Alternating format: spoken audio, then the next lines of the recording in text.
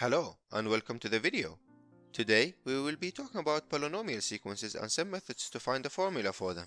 When we talk about these sequences, what we are trying to do is to fit a polynomial that goes through the given points based on the input values. What we have to do first is to find the difference sequence by subtracting the next step from the previous step.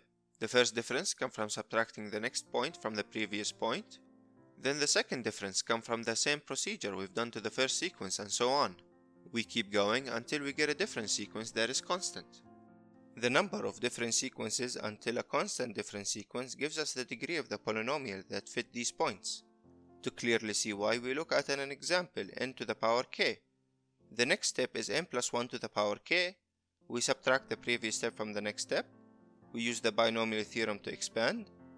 We see that the two terms cancel out from the subtraction, and we end up with terms that has a lower degree, with the highest being k minus 1.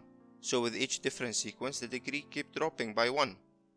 This mirrors differentiation in a way that with each step the degree of the polynomial drops by 1. And now we can start. Let's begin with level 1.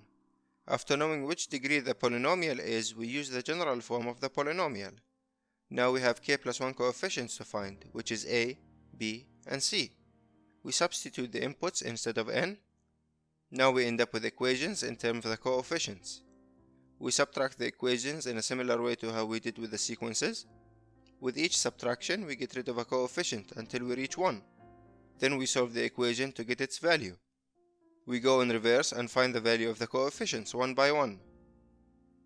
Another way similar to what we did uses elimination by using k plus 1 equations and putting them in a matrix, then solve for the coefficients. If we use any of the two methods for polynomials with higher degrees, it could be tedious, but a computer could easily solve this type of problem very fast. And on to level 2. So how can we reduce the computations? Do we have a tool that could help us? The answer is yes. In calculus, we have the Taylor series, which can be used to reduce the computations. Taylor series could be used to reduce the amount of coefficients to find from k plus 1 to k minus 1. If we look at the Taylor series form, we could see that if we start at a given value, we could build a polynomial by directly using the first given value. Since we know the degree of the polynomial, we only need the first three terms. Then we could substitute the value of the constant difference instead of the k derivative, since they are equal, and divide by k factorial. Now we end up with k minus coefficients, and we use elimination to find them.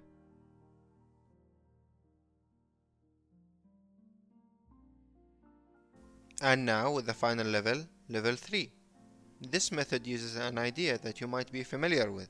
We're going to treat sequences the same way we treat vectors in linear algebra. We form a set of sequences which will be our bases. And by bases we mean that the set that could produce sequences by multiplying each element by a constant and adding them, also known as a linear combination. A well-known basis for sequences comes from rearranging Pascal's triangle. We arrange the entries in columns and add 0 to any missing entry.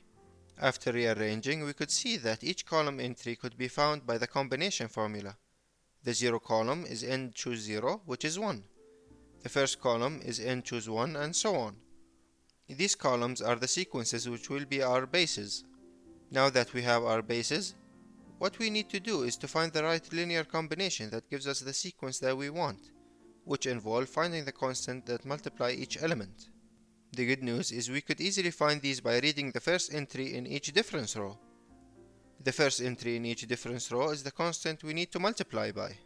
So all we need to do is to read the first value of the sequence starting from 0 and multiply it by the column 0 formula. Then the first entry of the first difference and multiply it by the first column formula, and so on. After doing the algebra, we get the sequence that we want.